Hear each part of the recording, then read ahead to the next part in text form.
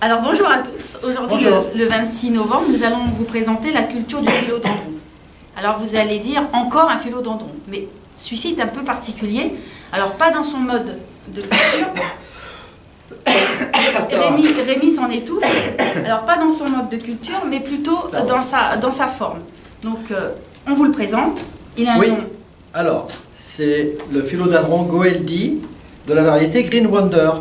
Alors c'est un tout nouveau philodendron qui arrive sur le marché des plantes vertes, des plantes d'intérieur. Comme la plupart des philodendrons, elle est originaire d'Amérique centrale, voire même d'Amérique du Sud, de zones forestières. Oui. Vraiment, donc voilà, de zones vraiment où il y a de la chaleur et de l'humidité. Alors cette particularité de ce philodendron, contrairement à la plupart, c'est pas une plante qui se développe sous forme de liane, qui a tendance à être une plante grimpante, qui a parfois besoin d'un support, d'un tuteur ou d'un tuteur en mousse. Là, celle-ci restera vraiment une plante plutôt d'un port trapu, étalé. Hein, plutôt étalée, puisque là, à maturité, votre plante pourra faire jusqu'à du 1 m, 1 m 50 de hauteur, mais elle prendra en envergure facilement le 1 m 50 aussi. Donc à réserver dans des grands espaces. C'est vraiment une plante ça rend plus, c'est plus joli quand c'est dans un grand espace. Voilà, c'est une pièce vraiment spacieuse qu'il lui faudra. Hein. Vous verrez à la fin de la vidéo différentes photos où là vous verrez vraiment qu'il lui faut de la place. Mais voilà, on dirait qu'elle a des feuilles mangées. Hein. Non, c'est sa forme comme ça, des feuilles biscornues. Voilà. Alors pour l'instant, là ce sont des jeunes feuilles, ce sont des jeunes plantes qui fait que les feuilles pour l'instant paraissent effectivement très déformées, très bizarres. On ne sait pas trop quelle est la forme, vraiment ce que ça va donner plus tard.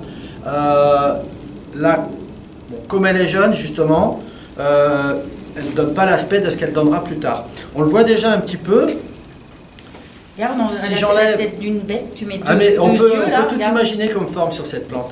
Là, si on enlève cette feuille-là, on a déjà un petit peu une idée de ce que ça va donner plus tard, puisque ça va continuer de se développer et ça va partir comme ça, des feuilles de ce côté-là et des feuilles de ce côté-là. C'est vraiment très très original. Elle est vraiment très originale comme plante. Hein. C'est pour ça qu'on a décidé de la présenter. Ah oui, parce que de toute manière, on va être amené à en voir de plus en plus dans les magasins, dans les jardineries. Hein.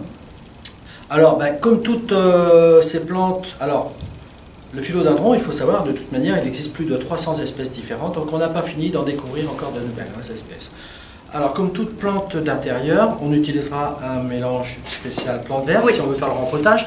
Alors là encore, aujourd'hui, comme tu disais la date tout à l'heure, nous sommes au mois de novembre, c'est pas la meilleure période pour rempoter une plante verte. Il faut savoir qu'on préfère plutôt rempoter la plante au printemps, au moment où les plantes reprennent vraiment leur pleine croissance. Mais là, pour le besoin de la vidéo, on va quand même vous présenter donc, son rempotage. Alors là, je crois qu'elle en a besoin aussi. Elle en a besoin, elle doit être dans un petit pot. Oui.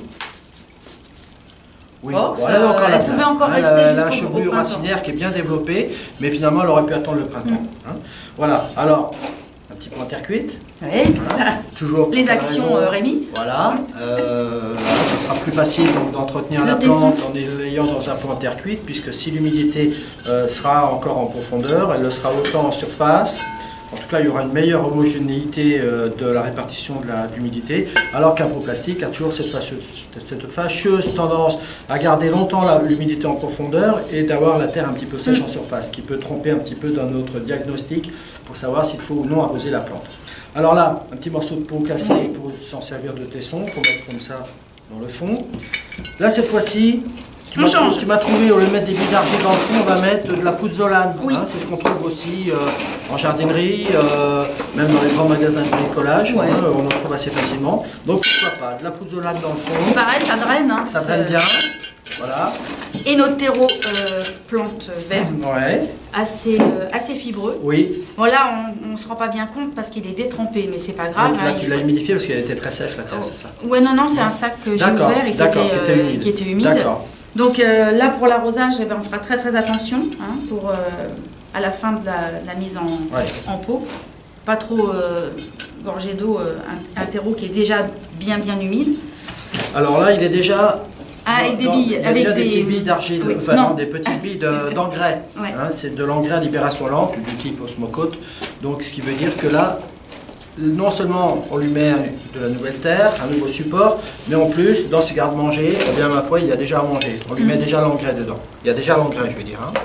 Alors, c'est une plante qui, normalement, doit rester à une température entre 15 et 25 degrés hein, oui. pour qu'elle se oui. développe correctement. Oui. Donc, c'est une plante qui n'est pas très résistante au froid.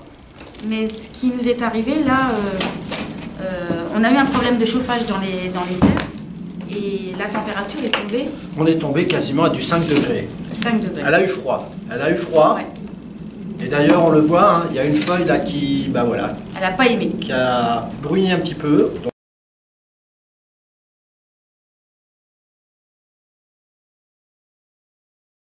Donc on sera amené à la couper du coup. Mais ça, bah, c'est le résultat justement de. C'est une nuit passée à 5 degrés. Ouais. Bon, alors, une nuit, elle supporte. On va dire ça, puisqu'on a l'expérience, oui. Elle supporte. Mais si ça était resté on finirait par la perdre. Elle finirait par la perdre, parce qu'en plus là, les jeunes feuilles sont vraiment très tendres. Oui. Donc là... Ce qui veut dire, c'est qu'on peut avoir un accident d'une journée, on ne se rend pas compte qu'il va faire froid. Oui. Voilà, ça descend, c'est bon. Voilà. Mais il ne faut pas s'amuser, parce que là, elle a pris quand même un petit coup. Ok, alors... Alors là, la feuille, tu vas l'enlever. Alors, oui. T'enlèves pas tout, t'enlèves juste la partie qui est... Parce que alors celle-ci, on la voit bien, elle est bien abîmée. Voilà. Mais on voit que celle-ci a souffert aussi. Tu veux un sécateur? Ah, c'est bien, c'est bien. Voilà. Voilà. J'expliquais que celle-ci, elle était déjà bien abîmée, oui. Mais on voit, je ne sais pas, on regardera mieux là, on voit que il y a une tache d'humidité là. Ouais. Et donc cette feuille-là, bah, va pas tarder. Franchement, Armelle, tu couperais moi tout, je coupe tout. Moi je coupe tout. Bon, autant laisser la force à la plante pour ces autres feuilles. Hein. Là, elle ne redeviendra pas jolie cette feuille, donc autant la retirer. Et là, comme ça, au moins la sève, elle va vraiment là où les feuilles en ont besoin. En direct. Hein. Alors, bah, tu vois, moi je l'arroserai même pas. Le terreau étant tellement humide, normalement on indique à chaque fois, à chaque rempotage, on doit arroser. Mais là, le terreau est vraiment trop humide. Et après la nuit qu'elle a passée à une température froide, on va la laisser se remettre sécher un petit peu de ses émotions. On arrosera voilà, quand la terre va nous sembler quand même plus sèche. Hein. L'engrais, donc on parlait de l'engrais tout à l'heure, donc là on va s'abstenir de mettre de l'engrais pour l'instant. De toute façon, d'une manière générale, pour toutes les plantes, on ne fait des apports d'engrais si on veut faire des apports en engrais liquide. Que on va dire tous les 15 jours, 3 du mois de mars-avril jusqu'au mois d'octobre. Là, étant donné que là on a un engrais à libération lente, on est tranquille comme ça, on va dire on prendra les arrosages à l'engrais qu'à partir du mois de mai environ, hein, vers le mois de mai.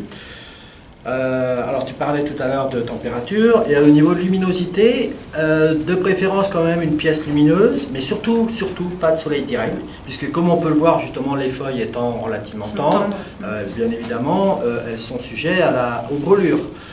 Il faut toujours imaginer, la remettre dans son contexte naturel. On l'imagine poussant au pied des arbres, de grands arbres, dans les forêts tropicales, donc ça veut dire à la chaleur, mais aussi donc plutôt plus ou moins à l'ombre des autres arbres, hein, ce qui donc du coup veut bien dire que la plante n'est pas habituée à être exposée comme ça en plein soleil. Côté parasite, l'araignée rouge, il peut y avoir de l'araignée rouge. Alors donc pour limiter l'araignée rouge, rien de mieux que de vaporiser régulièrement votre feuillage, puisque l'araignée rouge va se développer très facilement sur des plantes qui sont placées dans des atmosphères secs. Oui. Donc là, si on vaporise régulièrement, on va éviter cette sécheresse de l'air. Et puis on a des cochenilles. Il peut y avoir aussi de la cochenille. Alors, la cochenille farineuse, s'y mettrait assez facilement, mais là c'est pareil. Il suffit d'avoir l'œil régulièrement sur des feuilles comme ça. Il est très facile de retirer la cochenille farineuse. Et même si aussi c'était des cochenilles à carapace qui, elles, auraient tendance plutôt à se tenir sur les tiges, là, avec un coton imbibé d'alcool, vous grattez, vous enlevez la cochenille et vous passez ce coton imbibé d'alcool. Et là, vous éliminerez très facilement. Puis on les voit bien, les farineuses, parce qu'elles sont blanches, un petit peu moutonneuses. Et sur du vert tendre comme ça, ça ressort très bien. Voilà. Bon, je crois qu'on a dit... T'as la soucoupe? Ah oui, alors la soucoupe. Alors du coup, puisqu'on parlait de pouzzolane tout à l'heure, et là c'est pareil, hein, dans le fond de votre soucoupe, plutôt que de mettre de la bille d'argile dans le fond, cette fois-ci j'ai mis de la pouzzolane. Après tout, c'est pas plus mal parce que ça roulera moins. Hein, parce que c'est vrai qu'on peut reprocher On peut reprocher parfois aux billes d'argile de bouger, d'être instable pour la plante. Là au moins ça ne bouge pas. Et de manière à ce que quand vous arroserez, quand l'eau s'écoule Elle arrive dans la soucoupe et là, ça évite que la plante, le fond du pot, lui, trempe dans l'eau. Et en plus de ça, je vous parlais tout à l'heure d'humidité atmosphérique. Le fait d'avoir toujours un petit peu d'eau comme ça dans le fond de la soucoupe, ça permet qu'il y ait toujours une évaporation. Et là aussi, la plante va apprécier. Hein. Mais je crois que c'est bon. Voilà. Alors, entre la première vidéo qu'on a fait sur le philodendron et puis celle-ci, on a tout fait. Là, voilà, je crois qu'on a pas mal parlé des philodendrons, mais on parlera de d'autres variétés. On a d'autres variétés à vous proposer aussi, d'autres espèces comme ça qui arrivent aussi sur le marché, qui sont aussi tout aussi intéressantes. Là, ce qu'on va faire, c'est que là, vous allez maintenant voir la même plante, mais alors avec un développement déjà supérieur. Et surtout, ce qui sera intéressant, vous verrez, c'est la forme des feuilles. Où là vraiment, ça donne, là vous allez voir réellement ce que ça donne à l'état adulte, ces feuilles-là qui sont petites pour l'instant, mais la forme qu'elles vont donner, vraiment vous verrez que c'est très original. Alors là, nous voici par contre cette fois-ci devant un gros sujet, et là, on voit un petit peu le développement que ça peut donner de son feuillage. C'est vraiment très très particulier, très curieux. Si j'enlevais cette feuille-là, ça ferait presque penser à des cornes d'élan, si je ne veux pas me le mettre sur la tête, mais ça ferait presque penser à des cornes de cervidés. Alors, voilà, hein, là vraiment ça fait presque penser à ça. Alors, ce qui est intéressant, si la caméra peut se rapprocher, si Armelle peut te rapprocher, c'est de voir là une jeune feuille. Elle a l'air emberlificotée dans ses... Voilà, c'est vraiment marrant de voir de cet étui comment elle en ressort. Elle est toute fripée. Hein? On se demande comment une si grande feuille va sortir de ce truc-là. Et voilà. Et il y en a une qui est toute et là, vrillée. On a encore une autre toute jeune pousse là. C'est vraiment, vraiment particulier hein, comme philodendron. Hein. Donc elle a aimé le rempotage parce que... Là, elle a aimé le rempotage. Hein. Donc évidemment, il faut éviter les appartements de 18 mètres carrés. Là, et du coup, c'est une plante effectivement qui nécessite vraiment d'avoir de l'espace. Sinon, où vous mangez à la portée de tout le monde en termes de... Où vous plantez. Voilà. Mais bon, en tout cas, c'est vraiment une plante originale. Ouais.